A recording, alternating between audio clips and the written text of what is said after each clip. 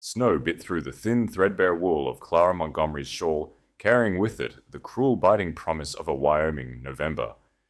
It was 1886 a year the territory would soon record in blood and ice.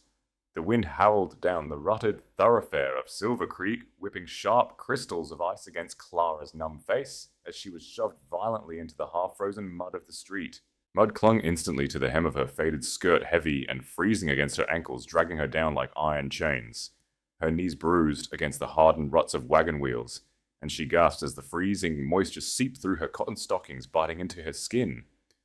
Clara knelt there in the filth, trembling uncontrollably, her frost-bitten fingers desperately gripping the handles of a small worn carpet bag. It was her only remaining possession in a world that had suddenly decided she had no right to exist. "That's the last of it, Mr. Caldwell," a rough grating voice announced. Clara flinched, looking up through the straggling wet strands of her hair. Jebediah Higgins, a man whose face resembled a badly cured leather saddle and who smelled permanently of sour mash, dragged her father's antique oak rocking chair out onto the wooden boardwalk. The sharp scrape of the wood against the planks sounded like a scream in the bitter air. Behind him, the heavy front doors of the Montgomery homestead, a modest, sturdy cabin her father had built, with his own raw-blistered hands, were being nailed shut. The rhythmic thud of the hammer felt like nails being driven directly into Clara's chest.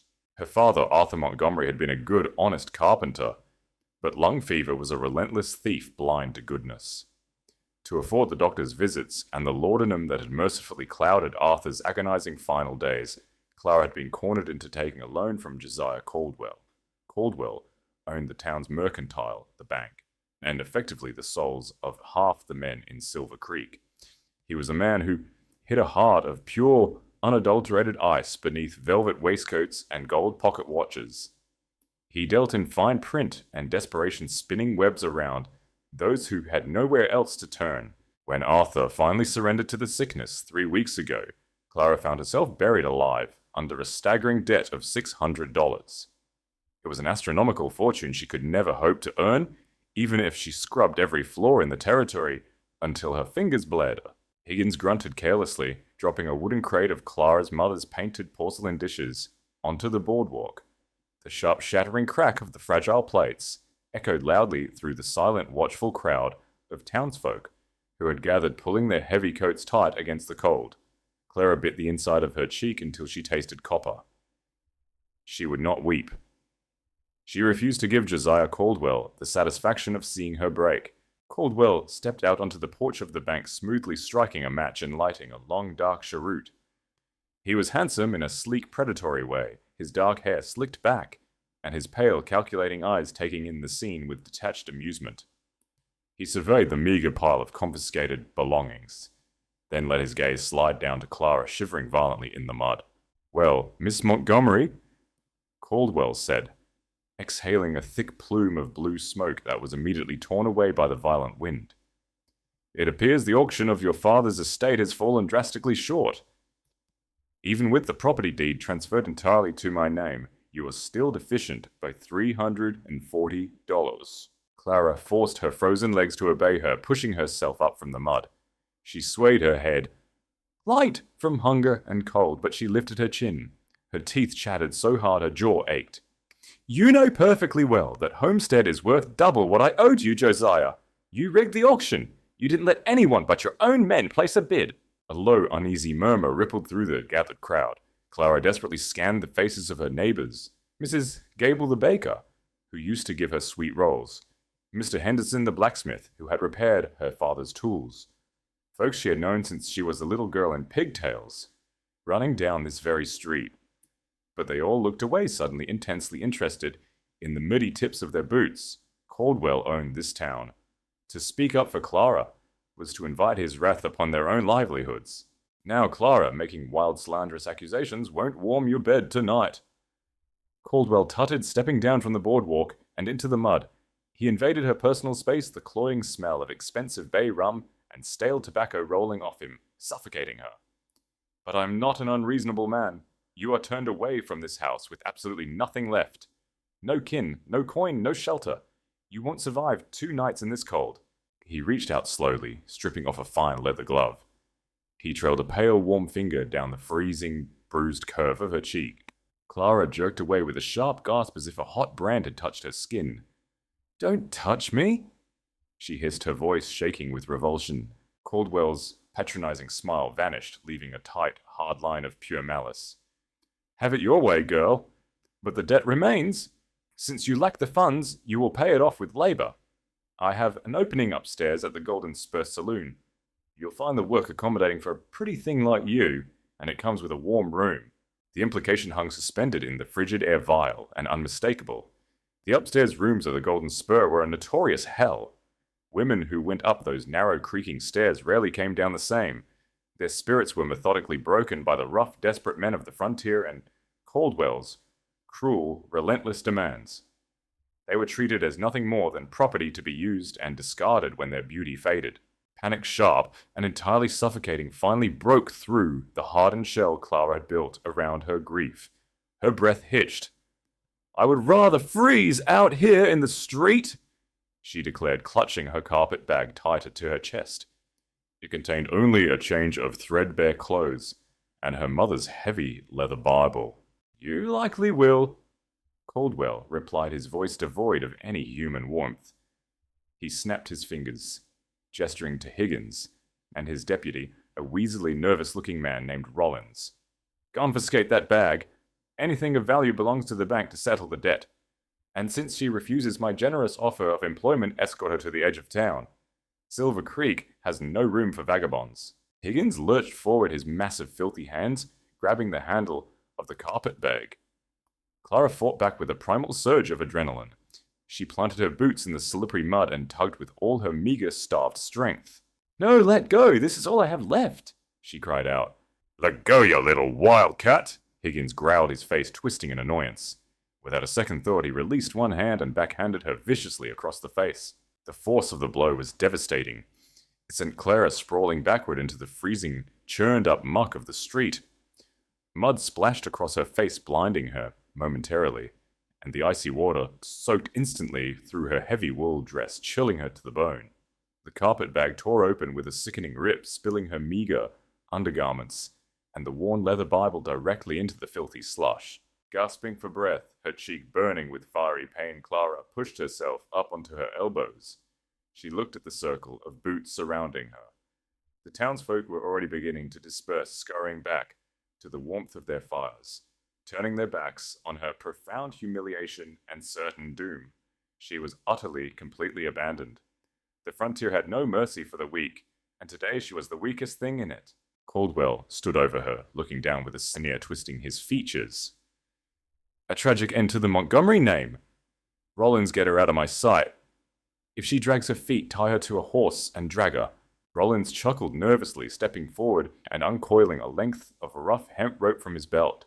Clara squeezed her eyes shut, her body curling inward as a silent, desperate prayer died on her frozen lips. She braced for the rough, cruel hands to haul her up. She braced for the rope. She braced for the agonizing end. But the hands never touched her. Footsteps heavier and more deliberate than any normal men's struck the wooden boardwork behind the crowd. It was a rhythmic, thunderous thud that seemed to vibrate through the frozen earth beneath Clara's fingers. "I reckon you boys ought to step back from the lady." It wasn't a shout, it was a low, gravelly baritone that sounded like two massive boulders grinding against each other in a deep canyon.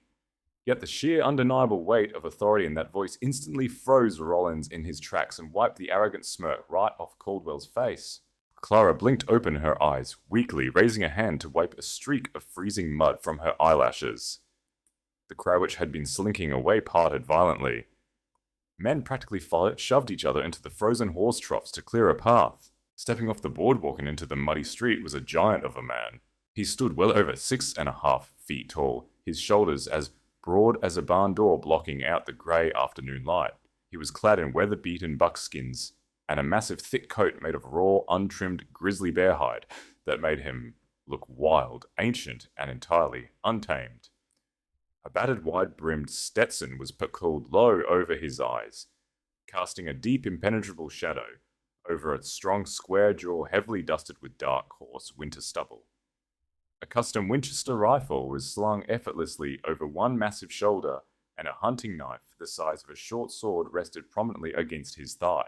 He brought with him the scent of the deep wilderness pine needles, sharp wood smoke, and an underlying primal scent of raw, dangerous power. Clara recognized him immediately from the fearful whispers of the townsfolk. Jeremiah Boon, the mountain man of the Wind River Range. He came down to Silver Creek only twice a year to trade thick winter pelts and restock his black powder. Men crossed the street when he walked by. Mothers hurried their children indoors and locked their doors. Rumors swirled around him like the violent snowdrifts of the peaks he called home. Some said he was a ruthless outlaw hiding from the Pinkerton Detective Agency. Others claimed he was an ex-Texas Ranger who had gunned down 10 men in a bloody standoff in Abilene. He was a man hardened by blood weather and a brutal world. Caldwell straightened his waistcoat, his pale eyes narrowing as he attempted to mask his sudden sharp unease with aristocratic disdain. "This doesn't concern you, Boon. The girl is a debtor. She is being evicted under the lawful jurisdiction of my bank." Jeremiah didn't even look at Caldwell. His piercing storm-grey eyes were fixed entirely on Clara's trembling form in the mud. He moved with a surprising deadly quiet grace for a man of his immense size, stepping right past the armed Higgins and Rollins as if they were nothing more than bothersome gnats. He stopped directly in front of Clara and slowly crouched down, the heavy leather of his gear creaking in the cold. Up close his presence was overwhelming. He was a mountain of muscle and fur, yet his eyes held a quiet, watchful intelligence that sharply contradicted his savage appearance. He looked at the blossoming dark bruise on her cheek, where Higgins had struck her, then down at the ruined mud-soaked Bible resting by her knee. Slowly, deliberately, Jeremiah reached out with a massive calloused hand. Clara instinctively flinched, curling tighter into a ball, expecting another blow. But the mountain man only brushed the mud from her bruised cheek. His touch was shockingly gentle, his rough thumb warm against her freezing, wet skin. It was the first act of kindness she had experienced since her father died. The sheer irregularity of it, this terrifying killer offering a feather-light touch, made a fresh, hot tear spill over her lashes. "You hurt, ma'am?" he asked softly, the heavy gravel in his voice smoothing out just for her. No. Clara stammered, shivering so violently she could barely form the word. The wet cold was sinking deep into her bones, threatening to stop her heart. "I'm just cold." Jeremiah's jaw tightened. He stood up to his full, towering height, turning his broad back to her, effectively becoming a human wall between her and the town. He faced Caldwell. "How much?" Caldwell blinked, taken aback. "I beg your pardon. Are you deaf or just stupid, Caldwell?" Jeremiah's voice dropped an octave, no longer soft, but radiating a quiet, lethal menace that carried through the howling wind. "How much does the lady owe?" Caldwell scoffed, attempting to regain his arrogant posture, though he kept a safe distance. $340. But you're a trapper, Boon. You smell like bear grease and cheap whiskey. You don't have that kind of coin. And even if you did, she is legally obligated to..." Jeremiah didn't bother arguing. He reached deep beneath his heavy bear-hide coat and produced a worn, heavy leather pouch. Without breaking eye contact with the banker, he tossed it. The pouch hit the muddy ground directly at Caldwell's polished boots with a heavy, dense, metallic thud that sounded absolutely nothing like pennies or cheap silver. The leather tie came loose from the violent impact, spilling its contents into the dirt. Gasps erupted from the remaining onlookers. Heavy minted gold double eagles alongside several large raw gold nuggets that gleamed brilliantly, even under the overcast wintry sky, spilled out into the freezing muck. It was an undeniable fortune, easily double the amount Caldwell had demanded. "There's 500 in gold right there." Jeremiah stated, his tone flat, hard, and unyielding. "Her debt is settled. The house is bought back. You and your lapdogs are going to walk away right now." Caldwell stared at the gold in the mud. Absolute starving greed whirred with insulted outrage on his face. He looked at the fortune, then up at the giant. "You can't just buy her debt." "She insulted me. She requires discipline." He looked frantically to his hide muscle. "Higgins, Rollins, throw this filthy savage out of my town." Higgins, perhaps emboldened by his earlier easy assault on a defenseless, starving woman, sneered and dropped his hand to the Colt revolver strapped to his thigh. "You heard the boss, mountain man? Move along before I put a hole in that bear coat." Jeremiah moved faster than Clara's tear-blurred eyes could track. He didn't unspool his rifle. He didn't draw his massive knife. Instead, his right hand shot out like a striking rattlesnake, his massive fingers wrapping entirely around Higgins's thick throat before the brute could even clear his weapon from the leather holster. With a low guttural grunt of effort, Jeremiah lifted the 200-pound man clean off his feet. Higgins gurgled, his eyes bulging, and his face instantly turning a vibrant, suffocating shade of purple, as his heavy boots kicked uselessly in the empty air. Rollins shrieked in absolute terror, scrambling backwards so fast he tripped over the boardwalk and landed hard on his backside, throwing his hands up in immediate surrender. Jeremiah leaned in close to Higgins's turning face, his voice a terrifying, raspy whisper that carried over the dead silence of the street. "You ever lay a hand on a woman again, I'll snap your neck like a dry winter twig." "Understand." He didn't wait for a nod. He simply opened his hand. Higgins dropped like a stone into the mud, collapsing into a heap, hacking spitting blood and desperately gasping for air as he clutched his bruised windpipe. Jeremiah slowly turned his storm-grey gaze back to Caldwell, who had gone completely pale, realizing how terribly he had miscalculated the situation. The mountain man didn't just survive the wild, he was the wild incarnate. "The debt is paid," Jeremiah repeated, his voice echoing off the wooden storefronts, a final judgment. "And she's not leaving alone." Without waiting for the banker's response, Jeremiah turned his back on the men, dismissing them entirely. He crouched down beside Clara again. Before she could process what was happening, he reached under her arms and behind her knees effortlessly, scooping her up from the frozen mud into his massive arms. The bear-hide coat was incredibly warm, radiating a deep, fierce, living heat that instantly fought back the deathly chill in Clara's bones. She gasped at the sudden motion, instinctively wrapping her numb, muddy arms tightly around his thick neck to steady herself. He felt like a walking mountain, solid and unbreakable. "Grab her bag," Jeremiah barked at the terrified Mrs. Gable, who happened to be standing nearest. The baker flinched, then frantically scrambled into the mud to scoop up the ruined carpet bag and the filthy Bible, rushing over and shoving them into the heavy leather saddlebag of Jeremiah's massive black draft horse that was tied to a nearby post. Jeremiah carried Clara to the beast and settled her sideways into the large saddle. He swung his own massive frame up behind her with ease. He pulled her flush against his broad chest, wrapping his large, powerful arms around her to hold the reins effectively, caging her in his heat and shielding her completely from the biting wind. Caldwell, recovering a fraction of his bravado as they mounted, yelled out from the safety of the boardwalk, "You think you can just ride off, Boon? You crossed me? I'll have the law on you. I'll have a posse hunting you through every frozen pass in the Wind River." Jeremiah paused, pulling back on the reins. He looked down at the infuriated banker. A slow, dark smile curved his lips beneath the shadow of his Stetson, a smile that promised nothing but violence and ruin.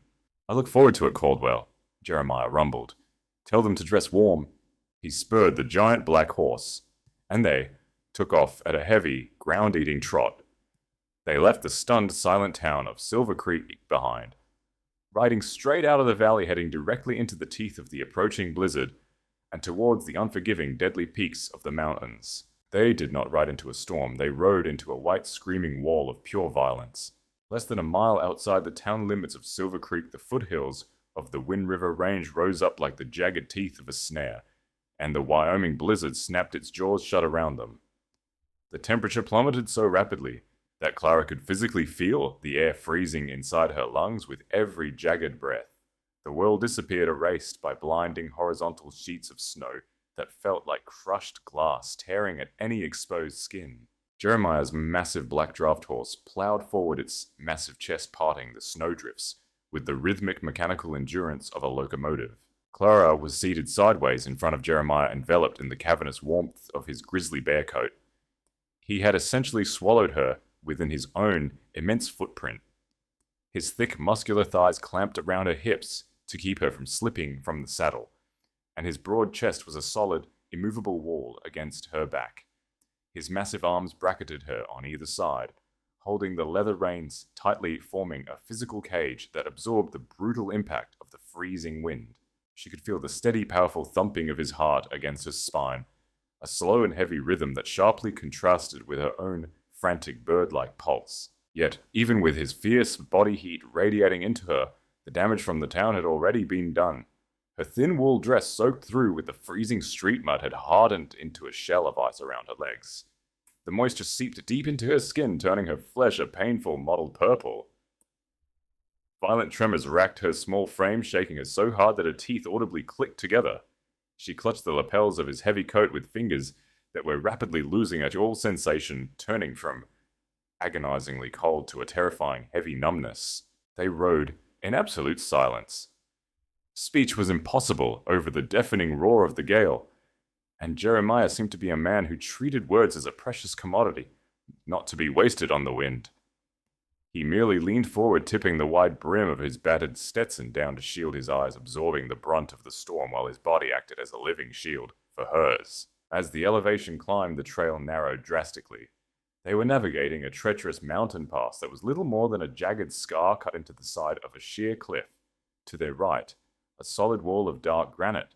To their left, a sheer drop into an invisible howling abyss. Suddenly, the horse stopped tossing its massive head and letting out a nervous, high-pitched whinny that was snatched away by the storm. Jeremiah swore softly under his breath, a low rumble in his chest. The trail ahead was completely blocked. A massive ancient ponderosa pine, its roots finally giving way to the ice and wind, had crashed down across the narrow ledge, effectively barricading the path.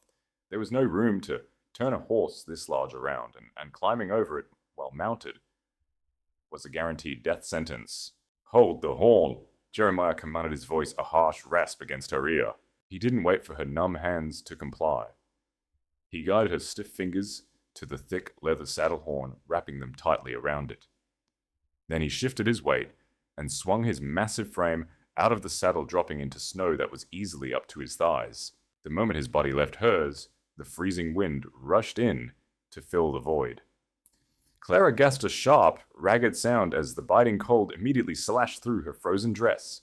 She huddled in upon herself, shaking violently, her eyes barely able to stay open against the driving snow. Jeremiah waded forward through the deep powder. He didn't pull his axe, he didn't hesitate. He simply reached the fallen pine, a trunk nearly 3 feet in diameter, and bent his knees, wedging his massive shoulders beneath the rough, freezing bark.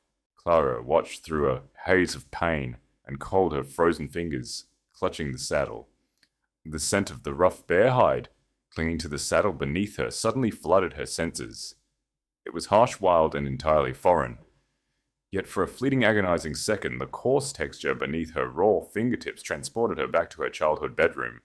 She remembered the heavy patchwork quilt her mother had sewn, the one her father used to tuck meticulously around her shoulders on winter nights, his rough carpenter's hands always warm and smelling of sawdust.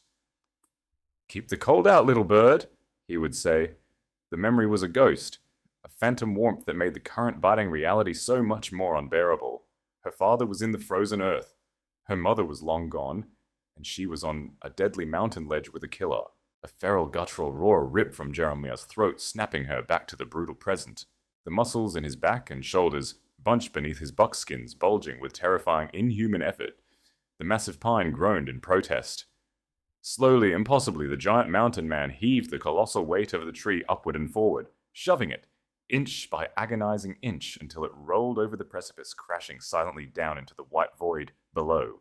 He had cleared the path with nothing but sheer, brute strength. Jeremiah turned back his chest, heaving, his breath pluming in thick white clouds in the freezing air.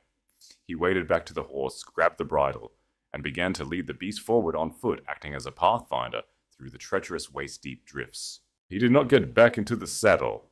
He knew the horse was struggling under the double weight in the deep snow. For the next hour, Clara rode alone atop the massive beast, watching the broad, snow-caked back of the man pulling them up the mountain. Without his body pressing against hers, the cold began to win the war. The violent shivering that had racked her body slowly began to subside, replaced by a heavy, lethargic warmth that was far more dangerous than the pain. Her chin dropped to her chest. The howling wind seemed to fade into a dull, distant hum. Her eyes fluttered shut, the urge to simply sleep becoming overwhelming. It would be so easy just to close her eyes, just for a minute. Suddenly the horse jerked to a halt. Strong, rough hands grabbed her shoulders, shaking her with enough force to snap her head back. Clara's eyes flew open, entirely disoriented. Jeremiah was standing beside the saddle, his face entirely covered in snow and ice, his storm-gray eyes burning with a fierce, terrifying intensity. He had realized the shivering had stopped. He recognized the fatal signs of severe hypothermia creeping into her blood. "Wake up!" he ordered, his voice cracking like a whip. Look at me, Clara. Open your eyes. I'm so tired. She slurred her voice, barely a whisper, her lips blue and cracked. Just let me rest. No. The word was absolute, a raw command that brooked no argument. He reached to his belt, unhooking a heavy leather canteen. He pulled the cork with his teeth, spat it out, and brought the mouth of the canteen to her frozen lips. Drink! Swallow it all! Clara weakly tried to turn her head away, but his large calloused hand cupped the back of her neck, holding her steady. He tipped the canteen. Liquid fire poured into her mouth. She choked, coughing violently, as the harsh, unaged mountain whiskey burned a brutal path down her throat and into her stomach. The alcohol hit her system like a physical blow. It made her eyes water, but it forced her heart to kick harder, pumping sluggish blood back into her freezing veins. The deadly lethargic warmth was shattered by a sharp, painful gasp of air. Good. Jeremiah grunted, quickly corking the canteen. Pain means you ain't dead yet. Don't you quit on me now, girl. Do you hear me? You survived Caldwell's mud. You're not dying on my mountain. He didn't wait for her to nod. He grabbed the pommel and swung his massive, exhausted body back into the saddle behind her.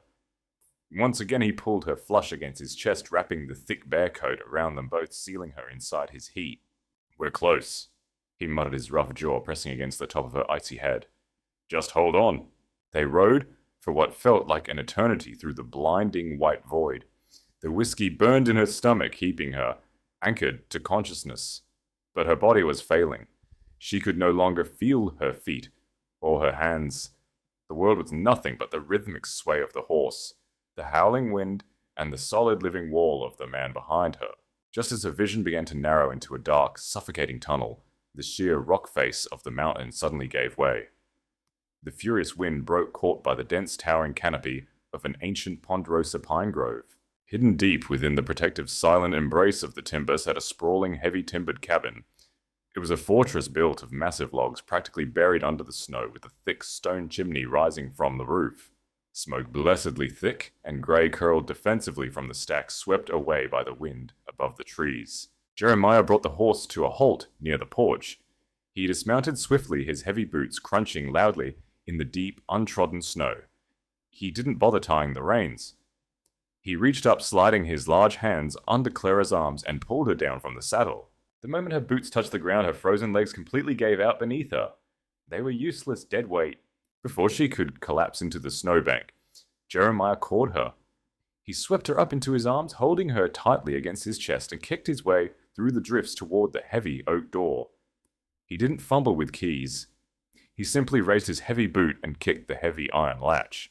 The door flew open, crashing against the interior wall. Jeremiah carried her inside, immediately kicking the door shut behind them, sealing out the screaming wind and the deadly cold. They had crossed the threshold of the wild into the only sanctuary left on the mountain. They had survived the whiteout. But as Clara's head lolled against his shoulder, she was entirely unaware of the safety they had just found. The darkness finally claimed her, pulling her completely under.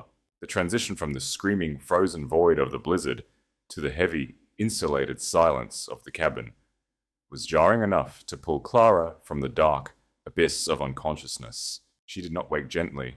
She woke with a sudden, violent gasp, her eyes flying open as a terrifying, unfamiliar heat washed over her. For a panicked second, she thought she was in hell. The world was cast in deep, flickering shadows and brilliant, pulsing orange light. As her vision slowly focused, the terrifying shapes morphed into the rough-hewn log walls of a massive cabin. The air was thick and rich, smelling intensely of dried sage-cured leather wood resin and the sharp, comforting scent of hickory smoke. She was lying in a large, sturdy wooden chair that had been pulled directly in front of a cavernous stone hearth. A fear roared within the massive fireplace, the flames leaping high and greedy feeding on thick split logs of dry pine. Clara tried to move to sit up, but a fresh wave of agony slammed into her, pinning her to the chair. It was the thaw, the brutal, agonizing process of blood forcing its way back into half-frozen veins. Her hands and feet, which had been mercifully numb on the mountain pass, now felt as though they were being repeatedly pierced by thousands of white-hot needles. She let out a low, involuntary whimper, her fingers curling into tight, trembling claws against her chest. Don't move too fast, the blood's returning. It's going to burn like fire for a while, but it means you get to keep your fingers. The voice was a low, gravelly rumble that seemed to vibrate from the very floorboards. Clara snapped her head to the right, ignoring the sharp protest of her stiff neck. Jeremiah Boon stood a few feet away, his massive frame silhouetted against the firelight. He had shed the monstrous grizzly bear coat, and his battered Stetson revealing thick dark hair that fell haphazardly past his ears. Without the coat he was no less imposing. He wore a faded heavy wool Henley that stretched tight across the chest and shoulders, built by a lifetime of brutal physical labor. He was standing at a heavy cast iron stove, his broad back partially turned to her, as he tended to a blackened tin kettle. Clara looked down at herself. She was still wearing her mud-caked freezing wool dress, though a massive heavy elk-hide blanket had been meticulously tucked around her, trapping the fire's heat against her shivering body. She realized with a profound sense of relief that he had not touched her clothing while she was unconscious. He had merely secured her near the fire and waited for her to wake. Jeremiah turned, holding a steaming tin cup. He walked over with that silent, predatory grace, his boots making no sound on the wooden floorboards. He stopped beside her chair and held out the cup. "Drink," he ordered softly. "It's black coffee and a heavy dose of rye. It'll thin the blood and help with the pain." Clara hesitated, her blue-chapped lips trembling. She looked at the cup, then up into his storm-grey eyes. The sheer size of him, the memory of him effortlessly crushing Higgins's throat, sent a renewed spike of terror through her system. Josiah Caldwell's vile words echoed sickeningly in her mind. "Since you lack funds, you will pay it off with labor. It comes with a warm bed." She swallowed hard, her throat raw and aching. "Why did you do it?" she whispered, her voice cracking, sounding impossibly small in the large cabin. "Why did you pay my debt?" Jeremiah's outstretched hand didn't waver. His expression remained unreadable, a mask of carved stone. Josiah was right.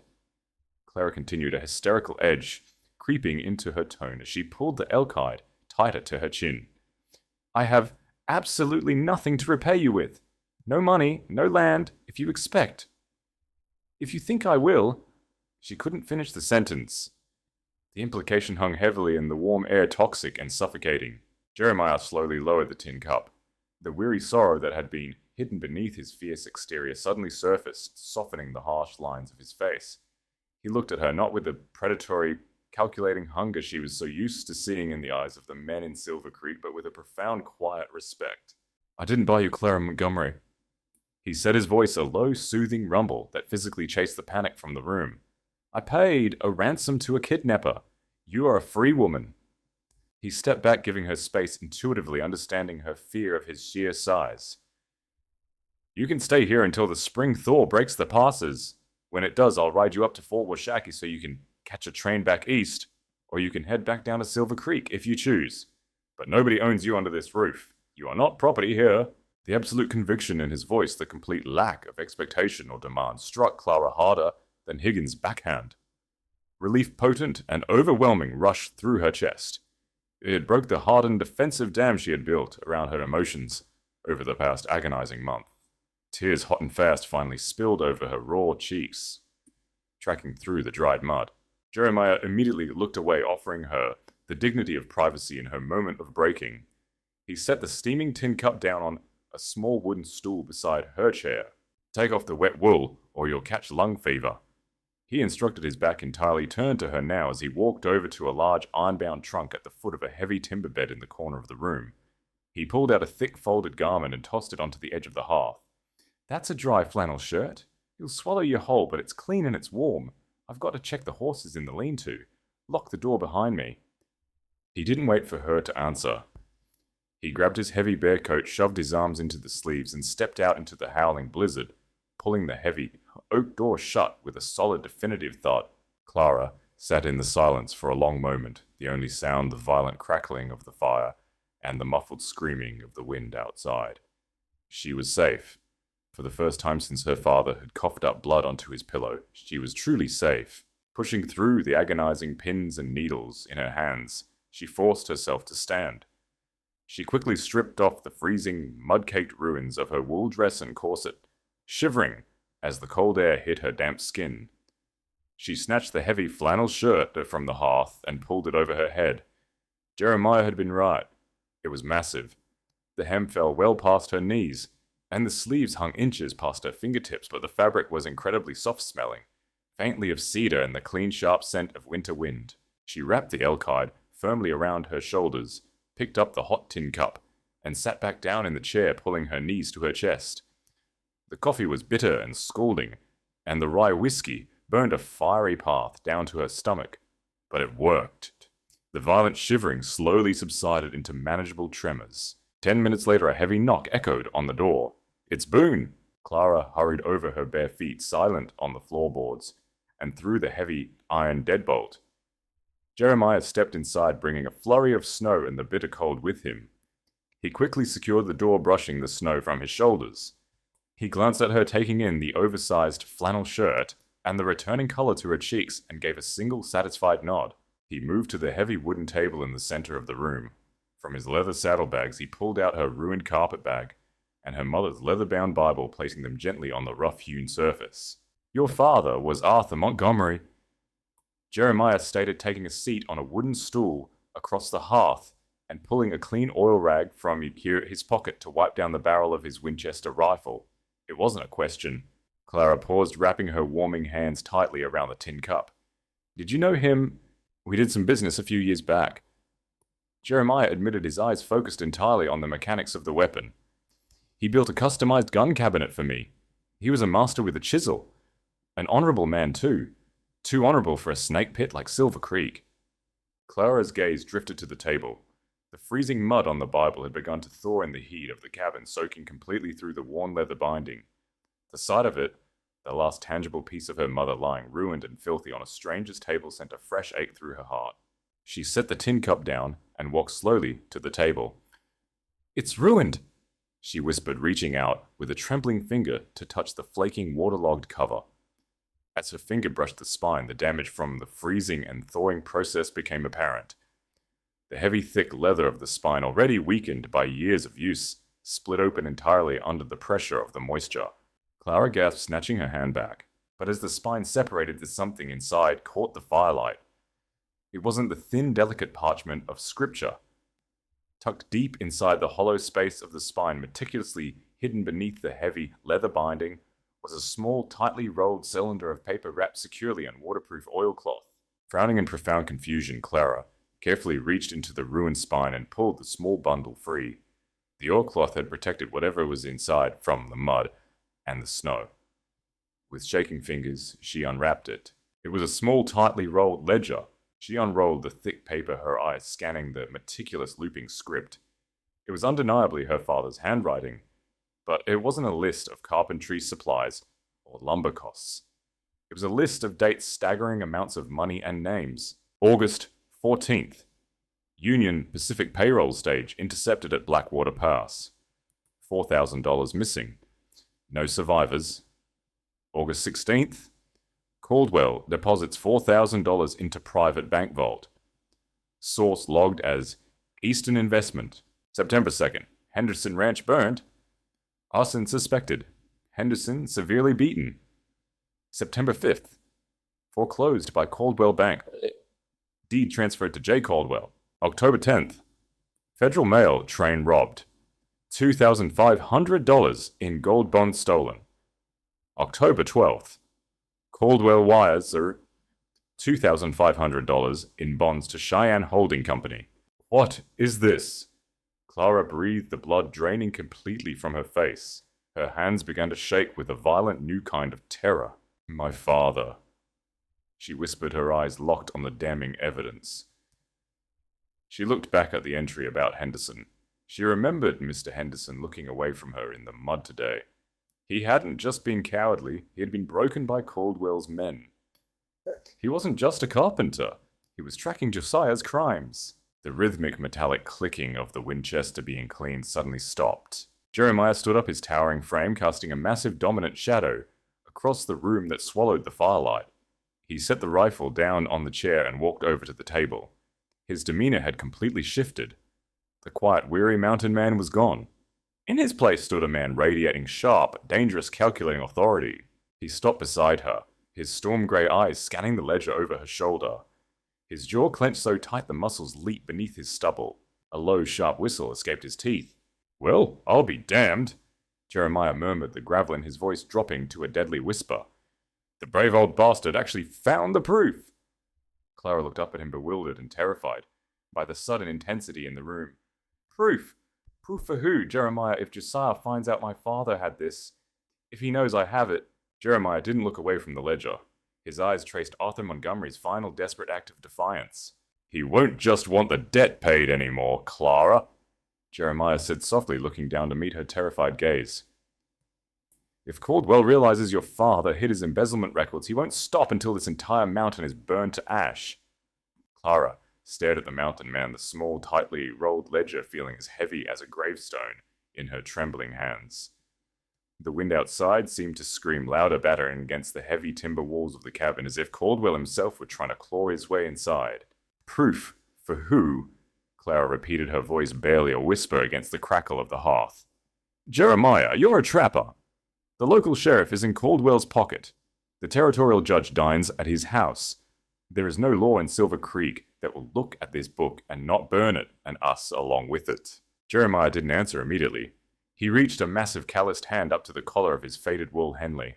Slowly he unbuttoned the top 2 buttons and reached inside, pulling a heavy leather cord from around his neck. Attached to the end of the cord, glinting fiercely in the firelight, was a solid silver star cast from a melted-down Mexican peso. It was the badge of a United States Deputy Marshal. Clara's breath hitched in her freight throat. Her eyes darted from the silver star to his weathered, uncompromising face. The terrifying grizzly bear of the Wind River Range, the man who had nearly crushed a man's throat with his bare hand, was an officer of the federal court.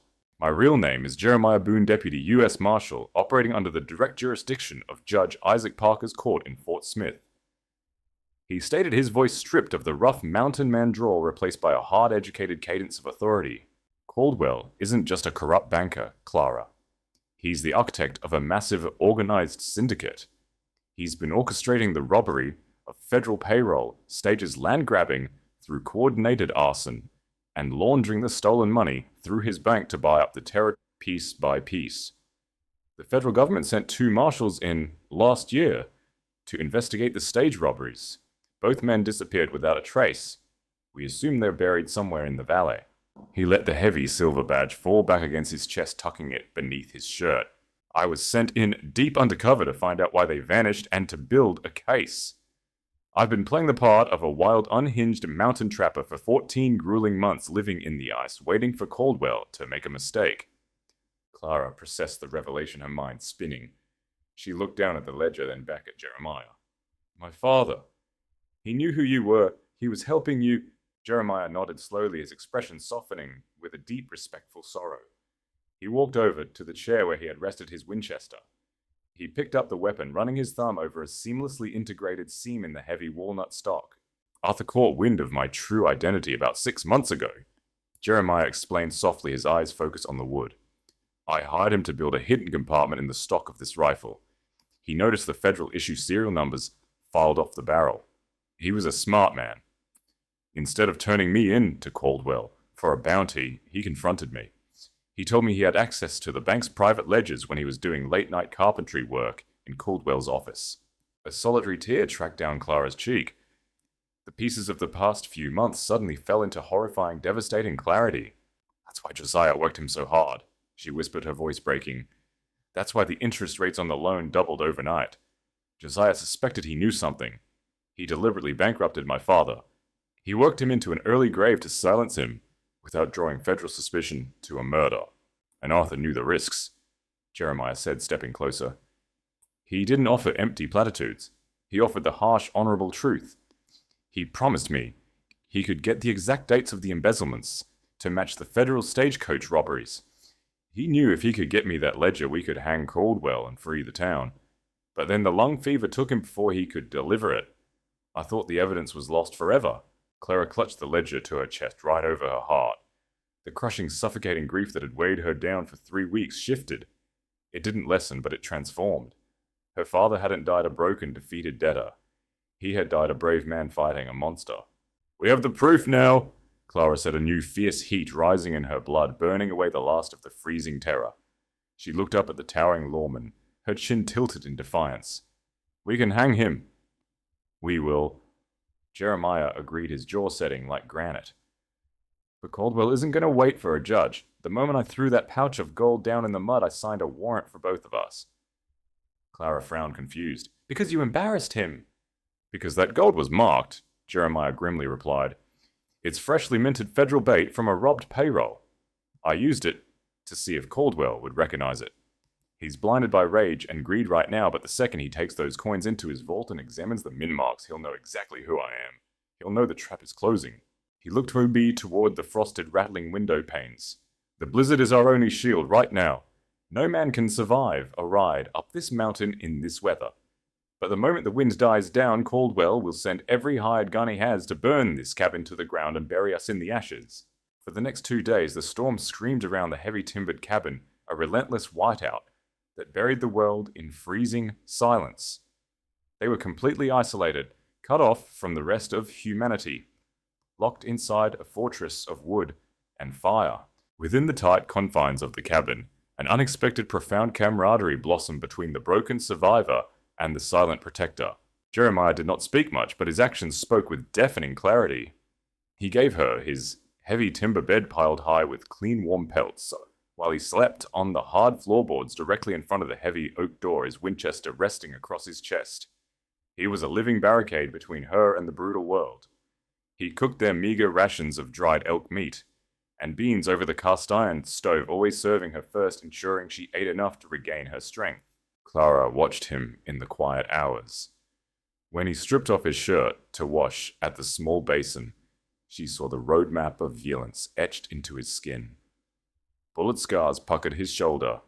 A long, jagged knife wound slashed across his ribs. He was not an invincible ghost of the mountains. He was a man who bled a man who had endured unspeakable physical hardship to bring justice to dark places. On the afternoon of the second day, as Clara sat by the fire, mending the torn seam of her ruined carpet bag with a bone needle, Jeremiah walked over and placed a heavy cold object in her lap. Clara jumped slightly, looking down. It was a Colt .45 revolver, the steel gleaming with fresh gun oil. I can't shoot a gun, Clara said, her heart hammering as she stared at the weapon. I've never even held one. Then it's time you learned, Jeremiah stated flatly. He pulled a wooden stool close to her chair and sat down, his massive knees nearly touching hers. I am going to do everything in my power to keep you safe, Clara. But if Caldwell sends 10 men up that ridge, I cannot guarantee I won't catch a bullet. If I fall, I will not leave you defenseless. He didn't coddle her. He respected her survival instinct too much for that. For hours, he patiently taught her the deadly mechanics of the weapon. His large, rough hands gently guided her smaller, trembling ones. He showed her how to check the cylinder, how to load the heavy brass cartridges, and how to cock the heavy hammer back. Don't pull the trigger. Squeeze it. He instructed, his voice a low, steady rumble right beside her ear as he stood behind her, adjusting her grip. His chest pressed lightly against her back, his arms caging hers to correct her posture. The scent of wood smoke and clean sweat was intoxicating. You aim for the center of mass, the chest. You don't hesitate. If a man comes through that door with a gun, he has already decided to kill you. You're just returning the favor. Clara swallowed hard, nodding, feeling the terrifying heavy weight of the gun in her hand. I understand. I know you do, Jeremiah murmured, stepping back. He looked at her, his storm grey eyes filled with a quiet, fierce pride. You're your father's daughter. You bend, but you don't break. It was the highest compliment a man like him could give. That night, Clara lay in the heavy timber bed, the thick pelts warm against her skin. The fire had burned down to glowing red embers, casting long dancing shadows across the ceiling. She looked across the room. Jeremiah was awake, sitting in the chair by the hearth, a whetstone rhythmically sliding down the massive blade of his hunting knife. Schlick, schlick, schlick. The sound which should have been terrifying was profoundly comforting. He was keeping watch. He was keeping the wolves at bay. For the first time in her life, Clara realized that safety wasn't a place. It wasn't a town or a bank account or a sturdy lock on a door. Safety was a person. It was the man sitting by the fire who had bought her life with gold and was willing to defend it with blood. Sometime in the darkest, coldest hour of the morning, Clara drifted into a deep, dreamless sleep. When she woke, the cabin was freezing. The fire had died down to ash, But it wasn't the cold that woke her, it was the silence. The relentless deafening howl of the blizzard, which had battered the cabin for 3 days, had completely stopped. The unnatural quiet pressed against her eardrums, heavy and suffocating. She sat up, pulling the pelts to her chin. Jeremiah was standing by the small frosted window, peering out through a tiny melted gap in the ice. He was fully dressed, his massive grizzly bear coat strapped on his bandolier, heavy with brass cartridges. The Winchester was gripped tightly in his hands. His broad shoulders were rigid, coiled tight with violent tensions. Jeremiah. Clara whispered, her breath pluming in the freezing air. He didn't look back at her. His voice, when it came, was stripped of all warmth. It was the dead flat tone of an executioner. "Load the Colt, Clara!" He ordered, the sound cutting through the frozen silence like a blade. "And stay away from the glass. They're here." Clara's blood turned to ice in her veins, running colder than the frozen wind outside. She threw off the heavy Timberwolf pelts, her bare feet hitting the freezing floorboards. The lingering warmth of the bed vanished, instantly replaced by the sharp, terrifying reality of the morning. She rushed to the heavy wooden table, her fingers numb and trembling as she snatched up the heavy Colt 45 Jeremiah had given her the night before. The oiled steel was freezing to the touch. She checked the cylinder exactly as he had taught her, her heart hammering a frantic bird-like rhythm against her ribs. 6 heavy brass cartridges gleamed dull gold in the dim light. She snapped the cylinder shut with a sharp metallic clack that sounded entirely too loud in the silent cabin. Jeremiah turned from the window. He was a terrifying sight. Fully clad in the massive grizzly bear coat, a bandolier of heavy rifle cartridges strapped diagonally across his broad chest, and the Winchester gripped tightly in his massive leather-gloved hands. He looked like an ancient wrathful spirit of the mountains summoned to deal death. But as he walked over to her, his storm-grey eyes softened, filled with a desperate, fierce need to protect. He didn't offer empty reassurances. He framed her face with his massive hands, his rough thumbs brushing against her cheeks, resting briefly over the fading bruise Higgins had left days ago. The heat radiating from his palms was a stark, desperate contrast to the freezing room. "I've survived worse odds, Clara." He murmured, his voice a low, gravelly vibration that settled deep in her chest. "But if this goes wrong, if I don't walk back through that door, you do not come outside. You bar the door. You wait until they try to break it down, and you empty that heavy Colt through the wood. If they manage to set the roof on fire, you take my horse from the lean-to, you take your father's ledger, and you ride straight north to the cavalry outpost at Fort Washakie." He leaned down, pressing his rough, stubbled jaw against her forehead. It wasn't a kiss of romance. It was a fierce, protective vow. "Do not hesitate," he whispered fiercely into her hair, "and do not look back." Before she could speak, before she could tell him that she would rather burn in the cabin than run into the wild without him, he pulled away. He turned on his heel, unbarred the heavy oak door, and stepped out into the blinding white light of the morning. The door slammed shut behind him, the heavy latch dropping into place with a sound of utter finality. Clara stood frozen for a second, the heavy revolver weighing her hands down. "Stay away from the glass," he had ordered. But the thought of cowering in the dark, while the man who had bought her life with his own blood fought alone, was more terrifying than the men outside. She scrambled toward the front wall of the cabin, pressing her back against the rough-hewn logs right beside the small frosted window. She carefully scraped a tiny hole in the thick frost with her fingernail and peered out. The storm had completely passed, leaving behind a world buried in 3 feet of pristine, untouched powder. The morning sun was brilliant and blinding, reflecting violently off the snowdrifts.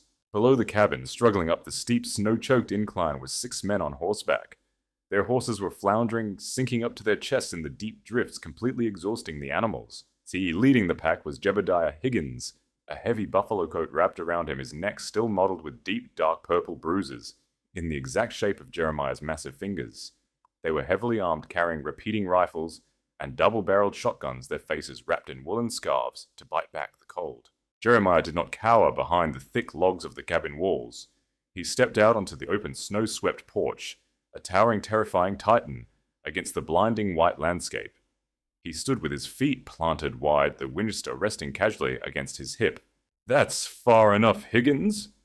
Jeremiah's voice boomed over the snowy ridge. It echoed like a cannon shot in the still morning air, carrying the full, unyielding weight of federal authority. "You are trespassing on federal land. Turn those horses around right now and you might live to see the bottom of the mountain. Higgins halted his exhausted horse. He pulled down his woolen scarf, spitting a thick stream of black tobacco juice onto the pristine white snow. He looked at the giant on the porch, then back at his 5 hired Pinkerton muscle. He sneered, emboldened by his numbers. "You're a dead man, Boon," Higgins shouted back, racking the lever of his rifle. "Caldwell wants his gold back, and he wants the girl. You hand them both over and we'll leave your carcass for the wolves instead of burning you alive." Jeremiah didn't bother replying. He didn't issue another warning. He knew the absolute brutal truth of the frontier. When men came with guns, words were just a waste of breath. "Fire!" Higgins screamed. The silence of the mountain was instantly shattered. 6 rifles erupted simultaneously, spitting orange flame and thick clouds of acrid grey-black powder smoke into the freezing air. Lead slugs chewed violently into the heavy oak of the cabin door and shattered the wooden railing of the porch. But Jeremiah was no longer there. He moved with explosive, terrifying speed, diving off the side of the porch and vanishing completely into a massive chest-high snowdrift. The mercenaries peppered the snow where he had been, their horses, screaming and bucking in terror at the deafening noise. Suddenly, a shot rang out from the tree line to the left of the porch. It was a sharp but precise crack. The lead Pinkerton mercenary next to Higgins jerked violently backward in his saddle, his rifle flying from his hands, as a heavy slug shattered his right shoulder. He tumbled off his horse, screaming in agony, disappearing into the deep snow.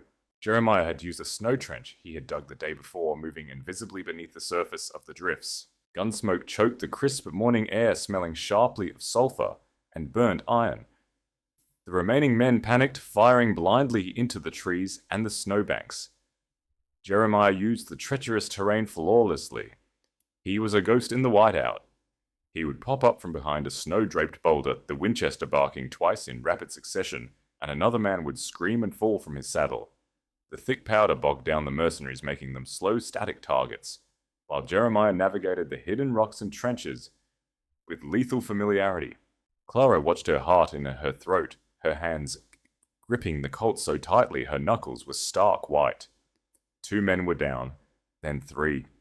The pristine snow was being painted in horrific splashes of bright, steaming crimson. But there were too many of them, and Higgins was cowardly but not stupid. Realizing they were sitting ducks on horseback, Higgins screamed an order. He and the 2 remaining men threw themselves from their saddles, wading desperately into the deep snow to find cover behind the massive trunks of the ancient ponderosa pines. The gunfire slowed to a tense, deadly exchange. Crack, whiz, thud. Bullets chipped bark and sprayed deadly wooden shrapnel into the air. Clara shifted her view through the melted glass. She saw Jeremiah pinned down behind a massive fallen pine log about 50 yards from the cabin. He was frantically shoving brass cartridges through the loading gate of his Winchester, his breath pluming in thick, heavy clouds. He was entirely focused on the tree line ahead of him, waiting for Higgins to break cover.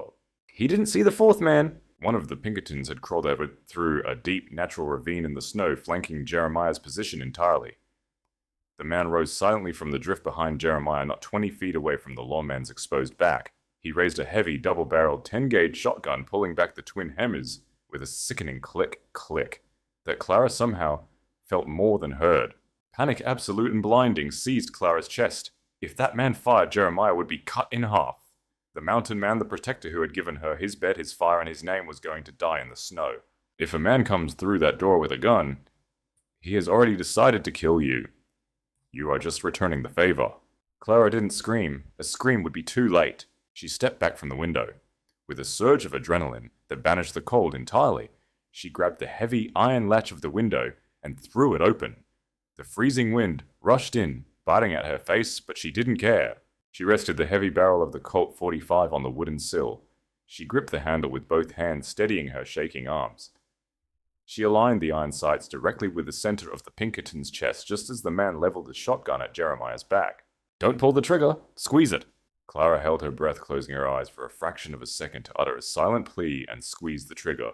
The roar of the 45 inside the confines of the cabin was deafening, a physical blow to her eardrums. The massive recoil slammed her hands upward, sending a shockwave of pain up to her shoulders, nearly knocking her backward onto the floor. The heavy lead slug tore through the freezing air and struck the Pinkerton dead center in the ribs before he could pull his own triggers. The impact lifted the man off his feet, throwing him backward into the deep powder. The shotgun fired uselessly into the sky, the blast echoing through the canyon like thunder. Jeremiah whipped around at the deafening explosion behind him, his Winchester instantly coming up to his shoulder. He saw the man bleeding out in the snow, the smoking shotgun lying useless nearby. Slowly, Jeremiah raised his eyes towards the cabin. Through the lingering cloud of black powder smoke, he saw Clara standing at the open window, the heavy Colt still smoking in her trembling hands. Her hair was wild, her eyes wide with shock, but she had not run. She had stayed, she had fought. A slow, fierce, incredibly proud smile broke across Jeremiah's battle-hardened face. He gave her a single deep nod of absolute respect. The girl who had been crying in the freezing mud of Silver Creek was dead. A survivor had been born in the fires of the mountain. The tide of the battle had irrevocably turned. Seeing his men bleeding out in the snow and realizing he was caught in a deadly crossfire between a federal marshal and a woman with a heavy revolver, Higgins completely lost his nerve. He threw his repeating rifle as far away as he could into the snow and raised his trembling hands high into the air. "I quit!" Higgins screamed, his voice cracking with terror. "Don't shoot! I yield!" Jeremiah stood up from behind the log, racking a fresh round into the chamber of the Winchester, the sound slicing through the ringing silence. He waded through the deep snow toward the trembling thug, his shadow falling long and dark over the bloody battlefield. "You're lucky the lady has better aim than you, Higgins." Jeremiah growled, pulling a thick coil of heavy hemp rope from his belt. "Get on your knees in the snow. You and I are going for a long cold ride back to town." The journey back down the mountain was nothing like the agonizing, desperate ascent 3 days prior. The screaming blizzard had exhausted itself, leaving behind a world of blinding crystalline stillness under a sharp, cloudless blue sky. They rode slowly, deliberately. Jeremiah led the massive black draft horse on foot, his boots breaking a fresh trail through the deep powder. Behind him, tethered to the draft horse's saddle horn by thick lengths of frozen hemp rope, stumbled Jebediah Higgins and the single surviving Pinkerton mercenary. Their hands were bound tightly behind their backs, their faces pale and drawn with the terrifying realization that they were walking toward the gallows. Clara rode in the saddle, wrapped securely in the heavy elk-hide blanket. She was no longer the broken, shivering girl who had been hauled up this treacherous pass, waiting to die. The heavy Colt 45 was tucked firmly into the waistband of her oversized flannel shirt, beneath the hide, and her father's meticulously kept ledger was buttoned safely inside her breast pocket, resting directly over her heart. She looked down at the broad, uncompromising back of the giant walking ahead of her. The scent of burnt black powder still clung sharply to his grizzly bear coat, mingling with the natural scent of pine and raw winter air. He had bled for her today. A grazing bullet had torn a shallow gash across his left bicep during the firefight, but he had merely tied a strip of linen around it, refusing her offers to tend to it until the prisoners were secured. He was a man made of iron and mountain stone, yet when he had looked at her through the gun smoke, his eyes had held a warmth that rivaled the roaring hearth of his cabin. By the time they reached the valley floor, the deep snow gave way to the frozen, rutted mud of Silver Creek. The town was quiet, the streets mostly empty in the bitter afternoon cold. But as the towering mountain man marched down the center of the thoroughfare, dragging 2 bleeding bound men behind his horse doors, began to cautiously creak open. Faces appeared in frosted windows. Men and women stepped out into the wooden boardwalks, their eyes wide with absolute breathless shock. They had all watched Jeremiah Boon rate into a deadly whiteout with a half-dead girl, assuming the mountain had claimed them both. Now the beast of the wind, River Range, had returned, bringing the wrath of God with him. Jeremiah did not stop at the sheriff's office. He knew the local law was bought and paid for. He marched straight toward the 2-story, freshly painted facade of the Golden Spur Saloon, the crown jewel of Josiah Caldwell's corrupt empire. He stopped his horse at the hitching post. He turned to Clara, offering his massive hand to help her down from the saddle. When her boots hit the frozen mud, her legs did not buckle. She stood tall, her spine straight, drawing strength from the solid, unwavering presence of the man standing beside her. "Stay behind me!" Jeremiah rumbled, his voice low and deadly. He didn't bother opening the saloon doors with his hands. He raised his heavy mud-caked boot and kicked the swinging doors with such violent force that one of them snapped off its brass hinges, clattering loudly onto the polished hardwood floor inside. The busy saloon fell instantly deathly silent. Piano music stopped mid-chord. Men froze with glasses of whiskey halfway to their mouths. Josiah Caldwell was seated at a prime poker table near the back, surrounded by local politicians and a stack of gold coins. He looked up, his aristocratic face immediately draining of all color, turning the shade of spoiled milk. He stared at the towering blood-spattered mountain man, then at the bruised but completely unbroken woman standing confidently behind him. Boon! Caldwell breathed the name catching in his throat. He looked frantically toward the door, expecting Higgins and his men to follow. Where are? Higgins is tied to a post outside bleeding on your boardwalk. Jeremiah stated, his voice echoing off the tin ceiling, loud enough for every patron, every corrupt official, and every terrified townsperson gathered at the windows to hear. Caldwell's eyes darted nervously. He pushed his chair back, his hand instinctively dropping toward the hidden derringer in his velvet waistcoat. Sheriff! Caldwell shouted, his voice cracking with panic. Sheriff, arrest this wild savage. He's assaulted my men. He's trespassing. The town sheriff, a balding, sweating man sitting at the bar, stood up weakly, his hand resting hesitantly on his gun belt. Jeremiah didn't flinch. He reached beneath his heavy coat. But he didn't draw a weapon. He pulled the heavy leather cord from his neck and slammed the silver star of the United States Marshal Service down onto the felt surface of the poker table. The heavy metal hit the wood with a sharp, definitive crack.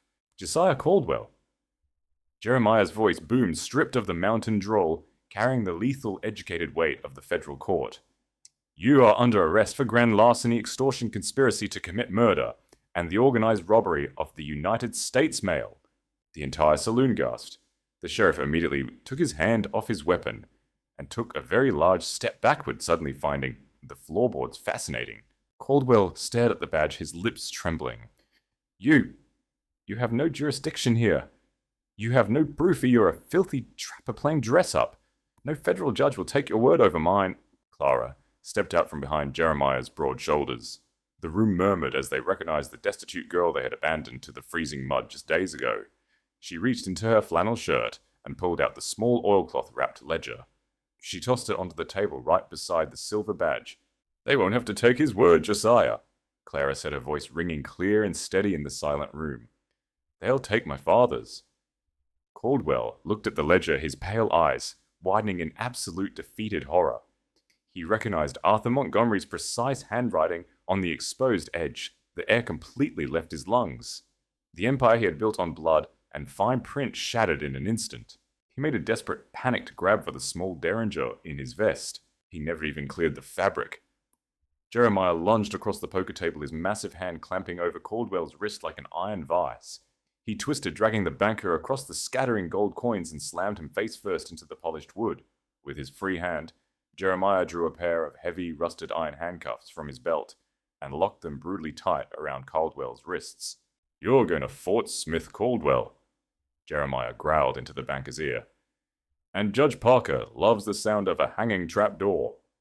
By sundown, the town of Silver Creek had entirely transformed, with Caldwell locked in the reinforced transport wagon alongside his surviving thugs. The town council desperately scrambled to distance themselves from the fallen tyrant. The corrupted auction of the Montgomery homestead was officially deemed illegal and immediately reversed by the terrified town clerk. The heavy iron nails were hastily pried from the front door of the cabin, and the keys were placed respectfully back into Clara's hands. It was a total sweeping victory. Justice had been carved out of the ice. Yet as Clara pushed open the door to her childhood home, she felt a hollow, aching cold settle deep in her chest. She walked into the living room. It was clean and familiar.